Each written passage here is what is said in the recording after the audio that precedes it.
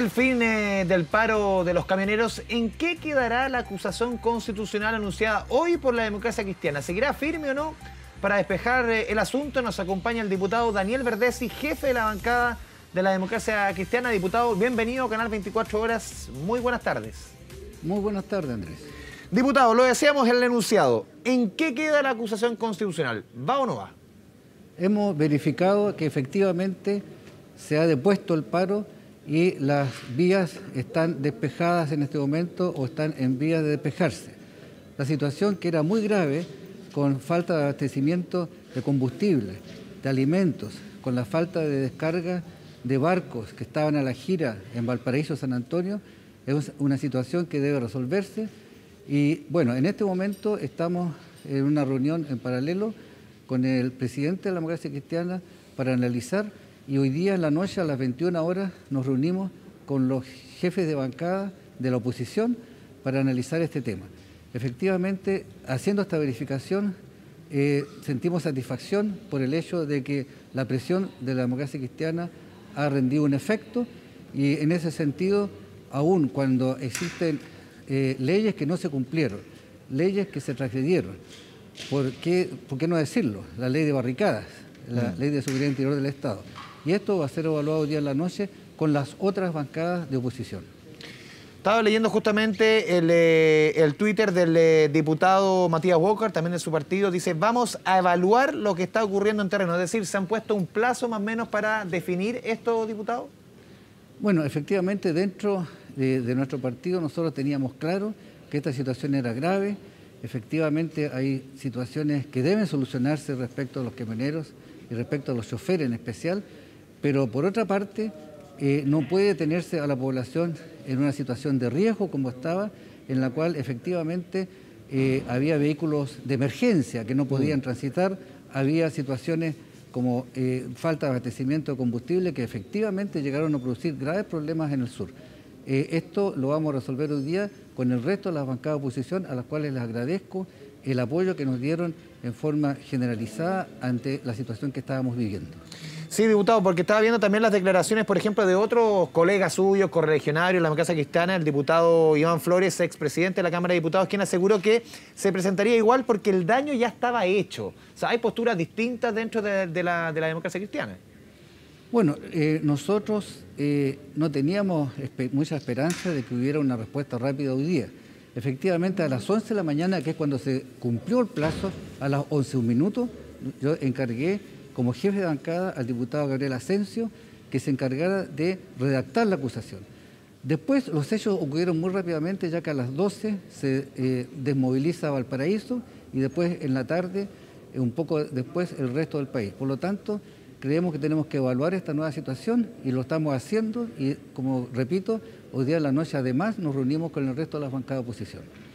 Diputado, ¿cómo evalúa usted lo que ha sido el rol de esta semana del paro de los camioneros, el rol del ministro del Interior, Víctor Pérez? Mucho se le ha criticado, incluso lo conversamos la semana pasada, el jueves de la semana pasada, cuando apenas llevaba unas horas el movimiento de los camioneros. La presidenta del Senado señalaba que ha habido mano blanda de parte del gobierno. Ayer lo conversábamos con el senador Ricardo Lagos Weber, quien aseguraba que aquí había un tratamiento distinto para cierto tipo de movilizaciones y en este caso los camioneros. ¿Cómo lo ve usted? Yo creo que había un paso cansino.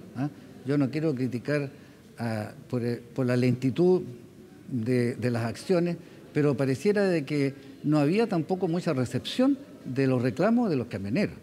Yo esperaba que el ministro se reuniera inmediatamente, en la noche, en la mañana, a toda hora, para solucionar este tema, y cosa que ocurre después. Y efectivamente el reclamo de ellos también era justificado, pero no podíamos poner de rodillas al resto del país, ¿no es cierto?, por un problema en el cual no había una suficiente agilidad en las acciones del ministro.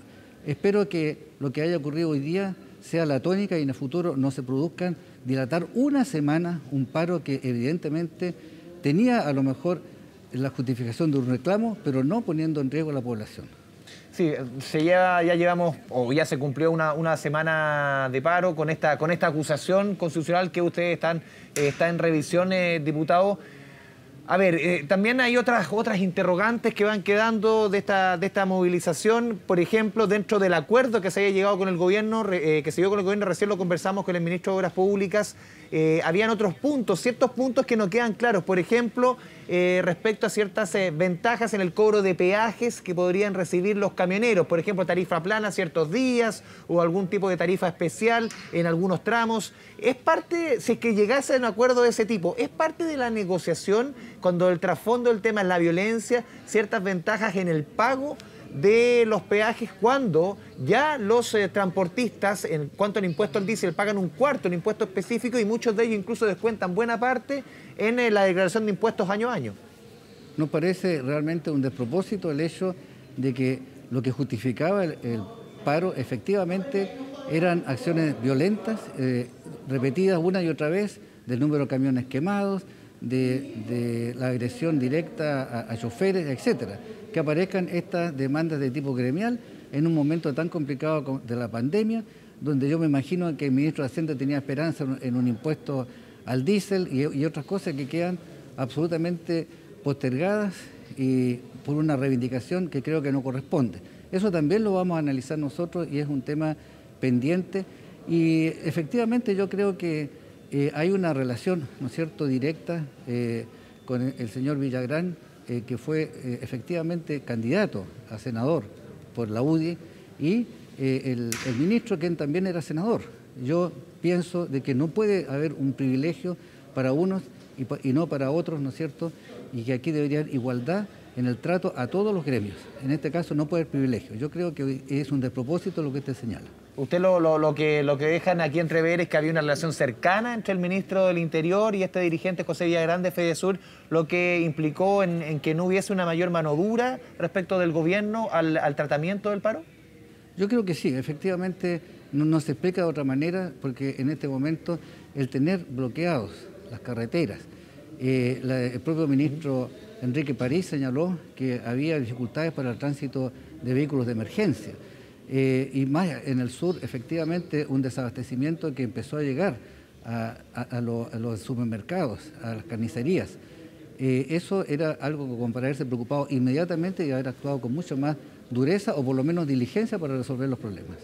Diputado Daniel Verdes, estamos a la espera de la decisión al final de la democracia cristiana respecto a esta acusación constitucional posible contra el ministro del Interior, Víctor Pérez. Diputado Verdes, y le agradecemos este espacio, esta conversación con Canal 24 Horas. Muy buenas tardes. Buenas tardes, Andrés.